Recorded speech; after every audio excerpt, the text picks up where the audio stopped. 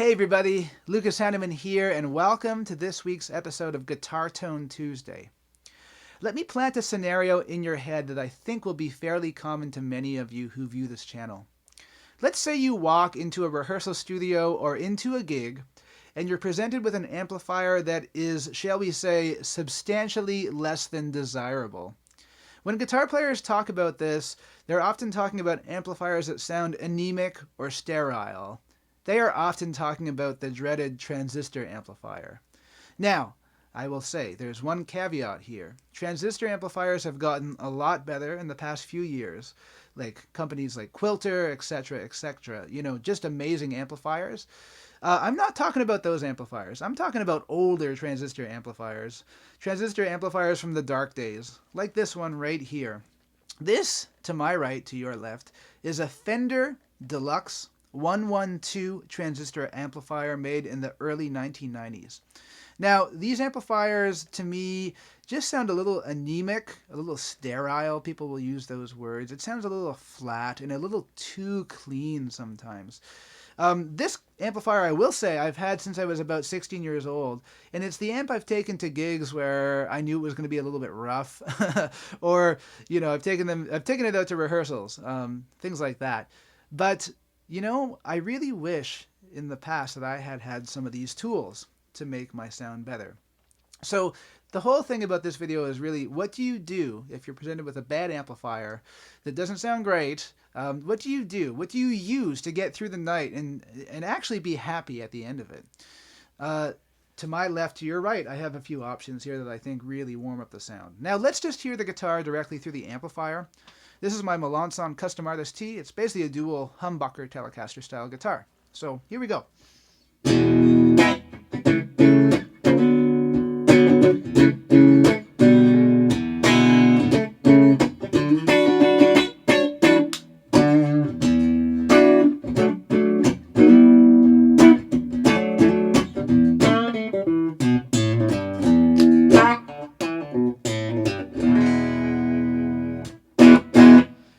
Okay, so it sounds all right. To me, it just sounds like the frequency response is fairly flat, and it's very, very, very clean, almost uncomfortably clean.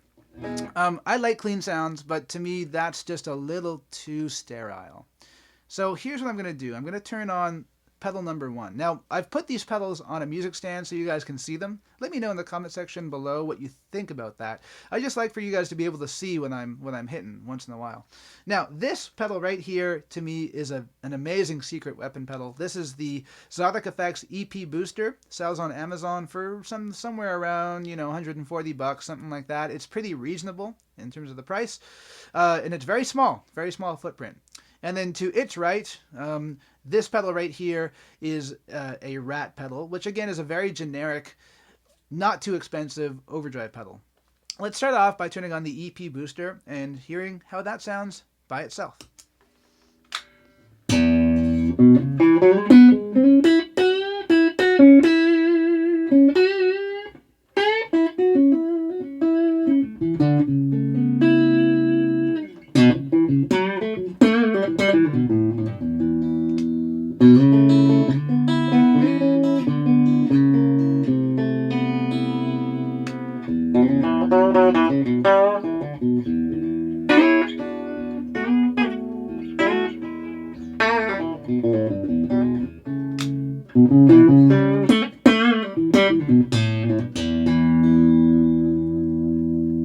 Okay, so in my opinion, that is really changing the game very quickly.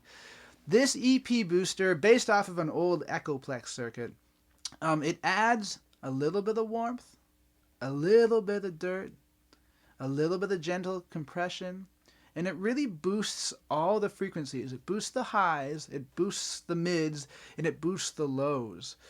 And to me, that took this generic clean sound. Let's hear that again. I'm just going to try to play the same thing on both sounds. It took that clean sound and really, really woke it up a bit. So here's again just the clean sound.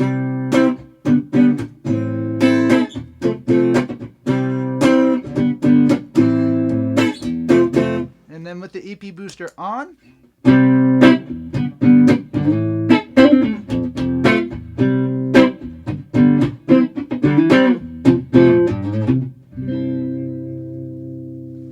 That's very satisfying to me. Again, a great secret weapon pedal. Now let's say you want some overdrive. And let's say it's a very simple rig, okay? You could plug anything into this EP booster and it's going to sound good. If you put it at the end of your chain, for festival gigs, when you don't know what the amp's going to be like, it's a great, great tool. But let's say, you want to keep it simple, but you want some overdrive. Well, let's use this Rat. Let's engage that now, but what I'm going to do is I'm going to turn off the EP booster just so you can hear the Rat by itself directly into the Fender Deluxe 112 amplifier. Okay, here's just the Rat.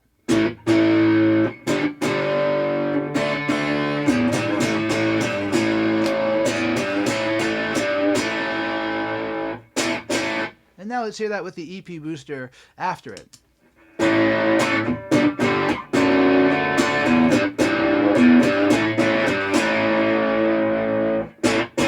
Okay, interesting. I'm going to do some little twiddling here. I'm going to actually turn up on the amplifier. I'm going to turn up the bass control from about 4 to about 6. And let's just see how that sounds. I'm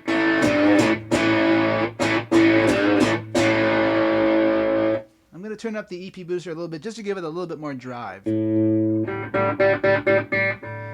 Okay, so now I'm in a situation where I think I could actually use the volume control on my guitar and really clean up the sound or overdrive it depending on where my volume control is. So let's hear that. I'm going to start off with the volume control a little bit lower.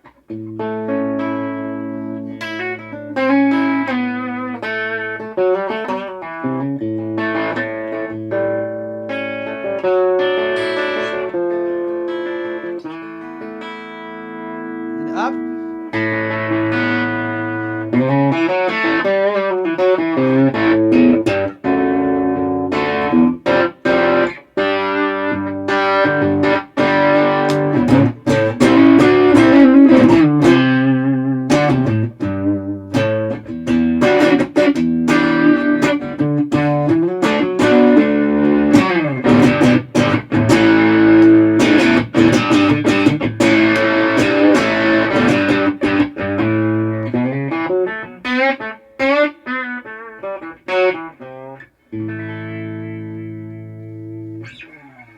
So I'd be happy with that. Honestly, I could go to a blues gig with this guitar, these two pedals, and this amp, and just use my volume control, my tone control all night and be happy. Now in the comment section below, please do let me know, what do you do if you're in a situation like this to warm up your sound? If you have a less than desirable amp, it might be a transistor amp, it might be a tube amp, what do you do to make that amp sound better when you're not happy with it? That's it for this week. Please do like, share, subscribe, and ring that bell. We will see you guys and girls again next Tuesday.